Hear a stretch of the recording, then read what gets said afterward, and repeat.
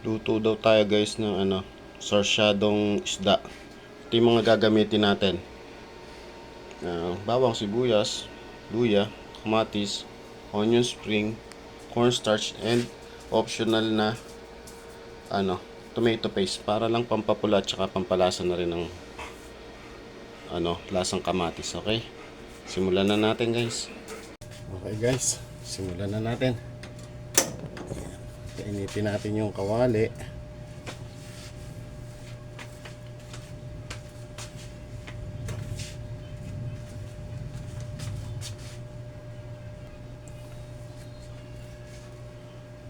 Pag mainit na guys, lagyan natin ng konting mantika. Okay din yan.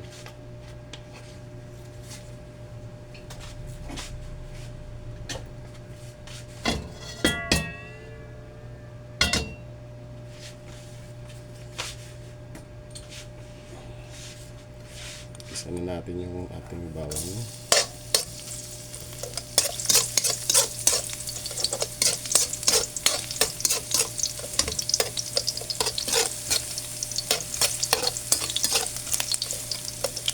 Tayo nyo guys maging golden brown yan. Para mas mabango yung bawang natin. Mas lumasa. Yan po. Okay na. Ganda-ganda na. Kunin natin yung bawang.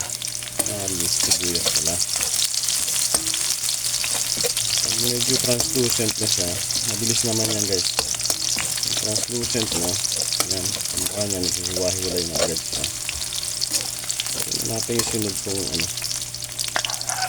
luya.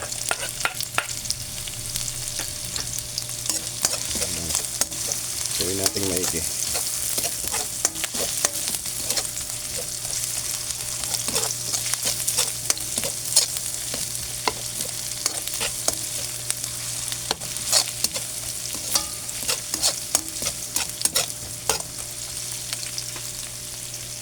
Tapos sunod natin yung ating kamatis.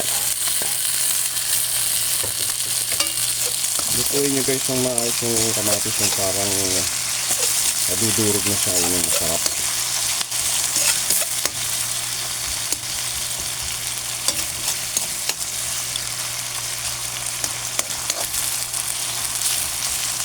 Tapos liligis-ligisin nyo.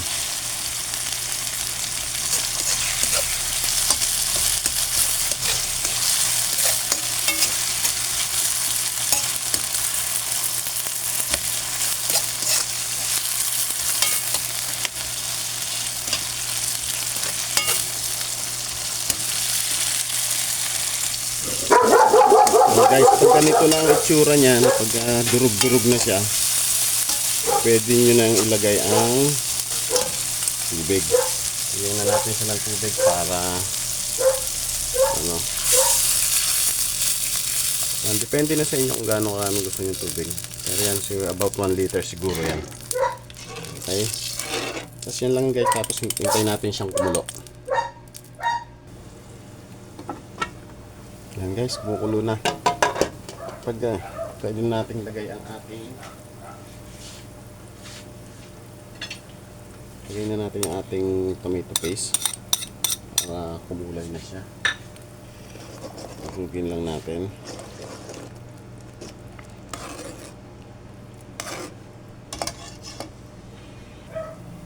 Okay, tsaka pala guys, nakalimutan kong ipakita sa inyo. Siyempre sarsyado yan, may itlog yan. Ito, itlog. Lagyan natin ng itlog. Hindi ko lang naipakita kanina. Huwag yung bibiglain. Portion yung nalagay para hindi siya namumuo.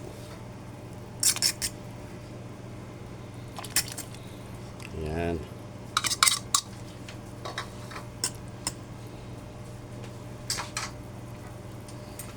Okay. Tayo lang uli nating kumulo bago natin timplahan. Yan guys, kumulo na. Pwede na nating ilagay yung ating pampalapot. Ang gali ha.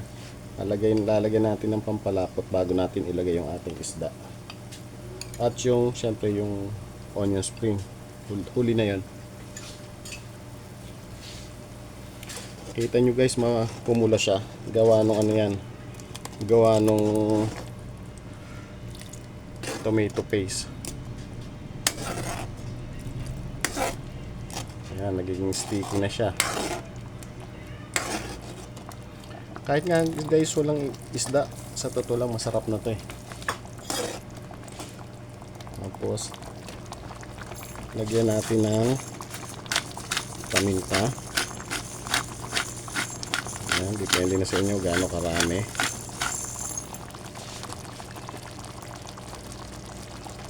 And asin. Medyo konti lang guys kasi yung isdang ilalagay nyo may alat na yan, di ba? Kaya timplahin nyo na lang pag nailagay nyo na yung ano nyo isda. Pwede na to. Hinaan natin yung apoy.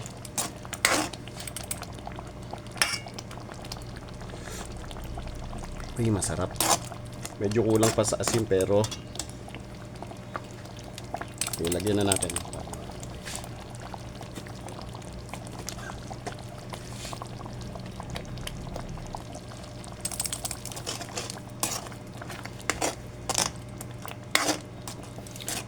Kung ayaw nyo naman nang nakahalo yung isda, pwede namang wag.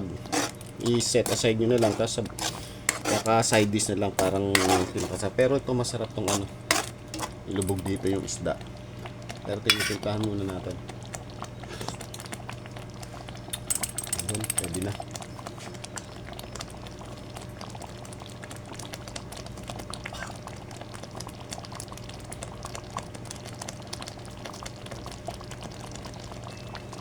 Guys, lagyan natin yung ating mga isda.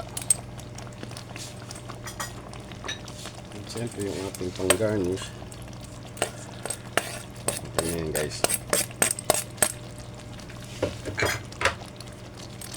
Okay. Yan na yun guys. Pwede na. Please like, share, and subscribe. Thanks. See you next vlog.